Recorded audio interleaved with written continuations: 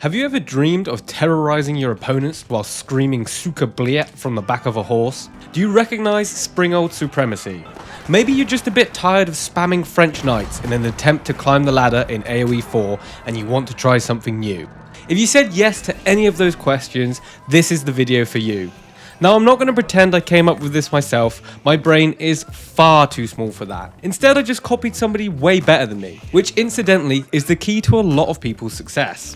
In this case, the person is a top 10 player by the name of Iagus. He's really good at the game and streams over on his channel twitch.tv/IagusSC2. So if you want to see this build in the hands of a pro, be sure to check him out. But for those of you who want a pausable and replayable video that breaks down the build order, then stick around as I'll be going through it now. I'm also going to post a comment below this video with a basic form of the build order typed out. So without further ado, let's get into it. Here we have a replay for one of my recent games using this build. I did win this game, however my execution was far from perfect. So with that in mind, you shouldn't try to copy exactly what you see in the footage, as some of it was done later than it should have been.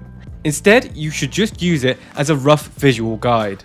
As you can see, I start off with 4 villagers on food, and 2 villagers immediately go to build a hunting cabin on the woodline and a house to stop us getting popcat. They then go back to the food. Rus hunting cabins passively generate gold depending on how many trees are nearby, and they also produce scouts. As you may have guessed, professional scouts is central to this build. As soon as the hunting cabin is finished, start producing a scout. You want a minimum of 3 scouts going into the feudal age, as they will be bringing back deer carcasses as your main source of food once pro scouts is researched. Make sure you kill any deer you come across, as the Rus gain gold by killing animals. You can also lure wolves into the town centre, which will then kill them for you. This will be your gold income for getting up to the feudal age, so it is really important to focus on this in the early stages.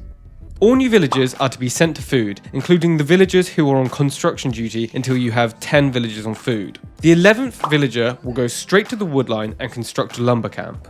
At this point, rally your town centre to your woodline until you have 10 total villagers on wood, so that's 10 on food and 10 on wood.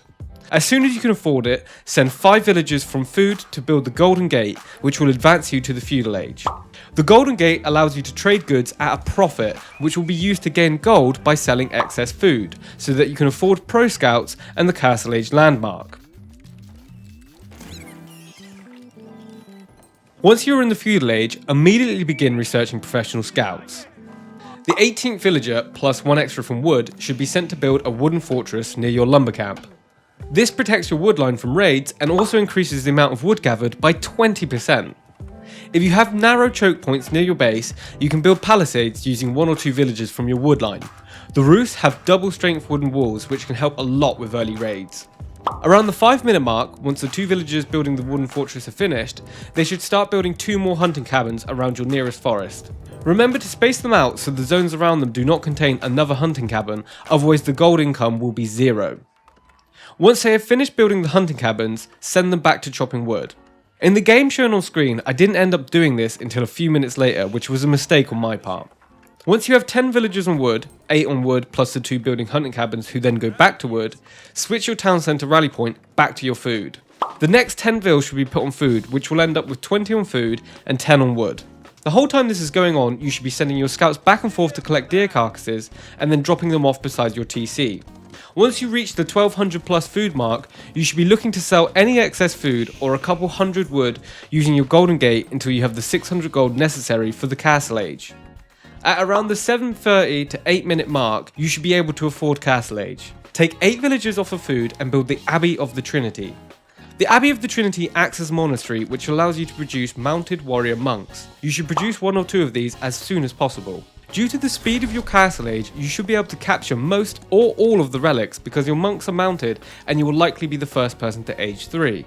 You should also take a few villagers off wood and build some military buildings. Preferably, you will build archery ranges, as these can produce horse archers, which are going to be a core part of any army you muster. You should also look to build at least 1 siege workshop, as Rus Springolds are the strongest in the game with the Rus technology from the Imperial Age. Now you're in the Castle Age, you should think about sending some villagers to gold, possibly building a second TC and amassing a significant army. At this point, start producing horse archers and sending them out to harass your enemy's eco.